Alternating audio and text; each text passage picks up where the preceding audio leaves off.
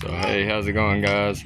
So for today's video, I thought we'd try something again a little bit different. So in the last video you seen, we went for a quick rip on the dirt bike. We did a little bit of information on the bike, kind of did it like a little bit of a review.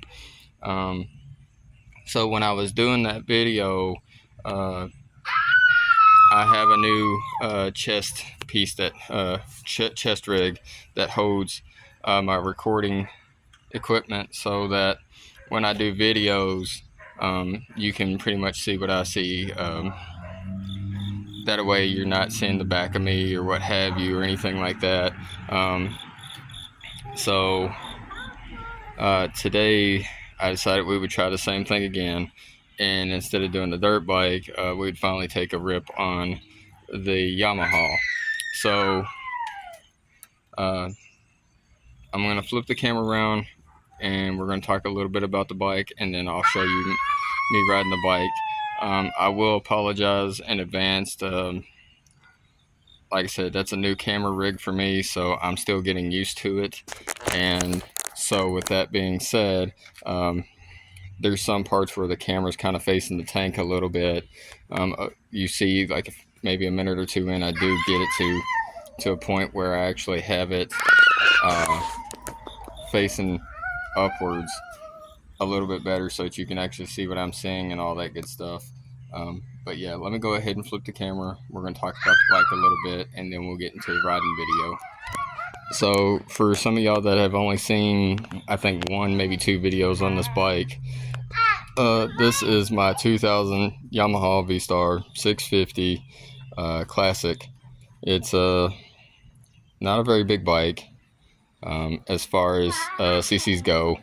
It is a big bike in the context of weight. It's not super light when you add road bars and bags and sissy bars and all the other good stuff with it. Like I said, it's a 2000 Yamaha V-Star. The only thing I have done to this bike since I've owned it, I put the skull in the middle. That's eventually going to be changed out, I think.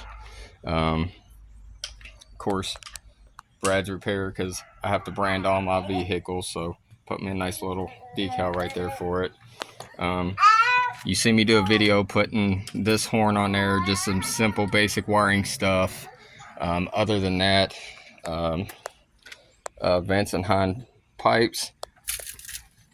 The only thing that was aftermarket on this when I got it was these exhaust tips. And the reason for these exhaust tips is because the way the pipes end about right here, I don't know if it'll pick up in the video, you can kind of see where it flares a little bit. That's where the pipe actually ends at. So with the saddlebag being in the way, you're sitting at traffic light and everything, exhausts tend to kind of roll up behind it or up here, so then you smell those fumes a lot. So with that little bit of a kick, it kind of pushes it out that direction, so that you don't have those exhaust fumes that you're sitting there having to breathe in and whatnot. Other than that, the only thing that we put on this aftermarket is neons. My brother actually put these on. He put the greens, I put the purples on. They're under both sides of the tank, and they're also back here between the fender and the saddlebag, just to give it a little bit of light up. Other than that, pretty bare bones basic. I did change out the mirrors to some aftermarket bat wings. Real low profile. I kind of like those better. My brother had some like slightly bigger ones, but they had like little skulls on them, and they were okay, but they were almost impossible to adjust. And so yeah, other than that, nice little phone holder right here, so that you can actually see what you're doing. Kind of a high miles for a bike, though, to be fair about it. 50,912 miles. Quite a bit of miles for a motorcycle, but it has been well maintained. It has regular oil changes. It's had new tires put on it. As far as maintenance goes, all the essentials. You will notice on this one, if I can get down here to it, this is a drive shaft driven bike. It is not a chain driven. It's not belt driven. It is actually drive shaft driven. So easy for somebody who's never ridden a bike before, has zero experience. You could hop on this and it's the easiest thing because you don't have the loose and tension of the chains and belts and all that stuff that kind of tend to grab when you first take off. Pretty solid bike overall, but as solid as these bikes are, there are quite a few negatives to these bikes that I'm just going to mention. That way, if you ever think about getting one, you know what to expect. It is dual carbureted. I don't know if I can pick it up. You see that right there? That is actually the casing that runs over to this so that your carbs are actually underneath there. It's dual carb, so they have to be in sync all the time. Lots of plastic, but like this, that's your air filter housing, plastic. Your head, your covers, plastic. So yeah, I'm not a big fan of that. Something else I'm kind of not a fan of just because it's irritating, the gas cap. You gotta have a key. It's a pain in the butt. You got that little arrow right there. It always has to be pointing down, so it's kind of a fight and a half to deal with that. But other than that, it's they're really solid bikes. They're not highway bikes by any means. You're gonna drive it around town or commute back and forth to work on it, but for what it is, it'll get the job done. But yeah, I picked it up from my brother who had multiple bikes at the time and didn't really have the storage room for it. So like I said, I've only done a few things to kind of start to make it my own. Like I said, I put the mirrors on it. The sissy bar, I'm not a fan of sissy bars, but I decided if it was going to be on here, it was going to be black. So if you know anything about bikes and parts and everything, they're super expensive. So this was originally in a chrome one, but it was not in the greatest of shape, so I went ahead and took some high temp super durable paint, painted that up. I took some 2000 degree high temperature exhaust paint and painted the tips on it.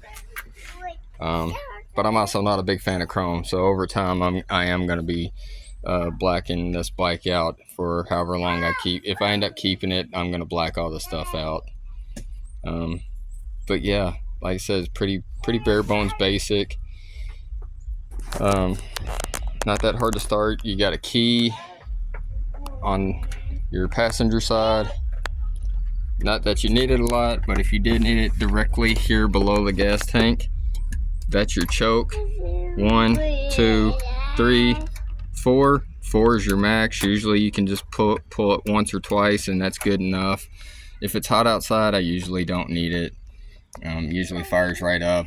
You got to keep it running for a minute. And then down here, you can actually adjust your idle. You can idle it up clockwise, idle it down counterclockwise. The only big negative about these Yamahas is, and I don't know if I could actually get to it or not, because the kickstand is down. To see your oil level, you actually have to lift the bike up, and then right under here, let's see if I can find it. Yeah, right. Can it pick it up? If I can get my finger to it. Right there, that circle area, that's your sight glass for your oil. So to know if it's actually good on oil or not, you actually have to stand the bike up, and you either got to have like a little mirror, or have your buddy or whatever actually come over, like as you're holding it up, and get down there and look and check your oil levels and all that. Pretty bare bone basic gauge setup. It just has a speedo. I can actually turn this on for you so you can kind of see. There's no RPM gauge on this bike. Get my key in there. You do have a check engine light. You got a neutral light. You got a turn signal for when you turn your turn signals on. Indicator there. And then you have a brights indicator. I don't know if you can see that lit up.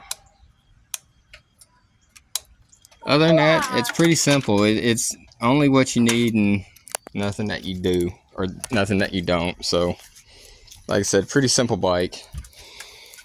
But yeah, again, that's a little bit about the bike.